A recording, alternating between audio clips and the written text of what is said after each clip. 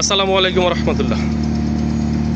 আজকে দেখাবো একটি বড় জাহাজ কিভাবে ডগে তোলা হয়।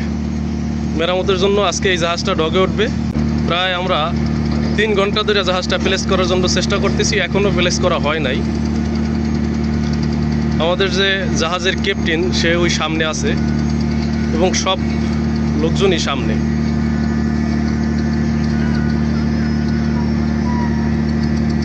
এই যে জাহাজটা প্লেস হচ্ছে, 1 নম্বর ডগে একটা জাহাজ আছে, আমরা ওই 2 নম্বর ডগে উঠবো।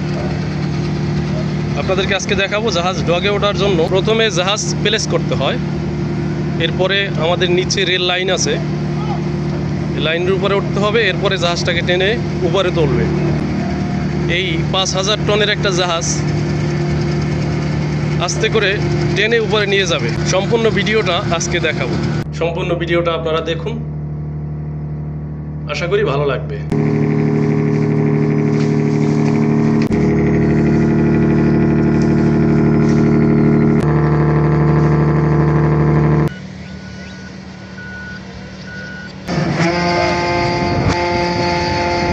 টকি দিয়ে কথা বলতেছে, ইঞ্জিনটা চলতেছে, ওইটা অক্সিজেন দিচ্ছে, আর ওই যে নিচে উড়াল লাইন না ওই লাইনগুলো বসাই দিচ্ছে।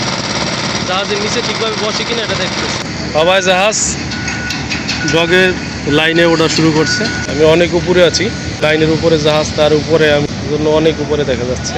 ওই যে ফায়ার নির্বাপন ব্যবস্থা, আগুনের সম্ভাবনা থাকলে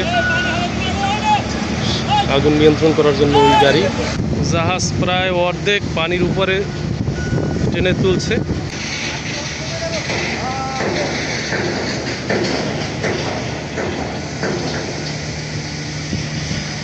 তাই না জাহাজ উপরে নিয়ে আসছে, এই লাইনের উপর দিয়ে জাহাজটা দৌড়ে চলতেছে।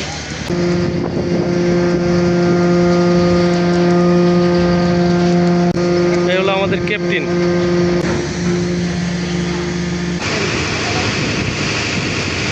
আমাদের জাহাজ উঠানো কমপ্লিট। এরপরে আপনাদেরকে দেখাবো নিচে কিভাবে এই জাহাজটা এই রেল লাইনের উপরে বসাই রাখছে। পানি থেকে আমরা অনেক উপরে উঠে আসলাম। ডগের সাইডে যে সৌন্দর্য, এটা অবিশ্বাস্য যে একটা ডগের সাইডে এরকম সৌন্দর্য থাকে, দেখলে মনটা ভরে যায়। এই যে সিঁড়ি লাগাচ্ছে, আমাদের ওঠা নামার জন্য সিঁড়ি লাগাই দিতেছে।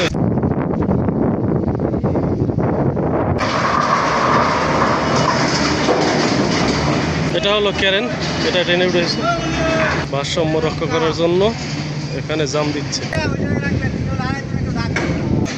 জাহাজে ওঠার জন্য যেই সিঁড়ি দিয়েছে ডক থেকে, সেটা এই মনে হয় কি 5 তলার সিঁড়ি।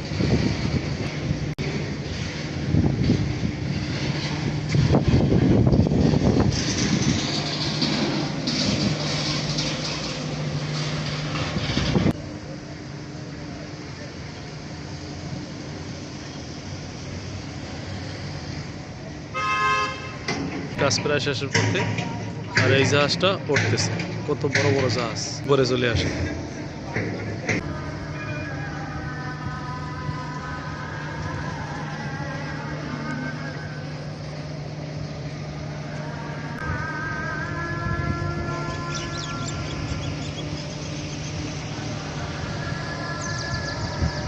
জাহাজটা প্রায় অর্ধেক উপরে উঠে গেছে। এর একটা জাহাজের লোড ধারণ ক্ষমতা হইল 5000 টন। 5000 টন ধারণ ক্ষমতা এই জাহাজের। কত বড় বড় একটা জাহাজ কিভাবে সুন্দর করে টাইনা ডগে তুলে।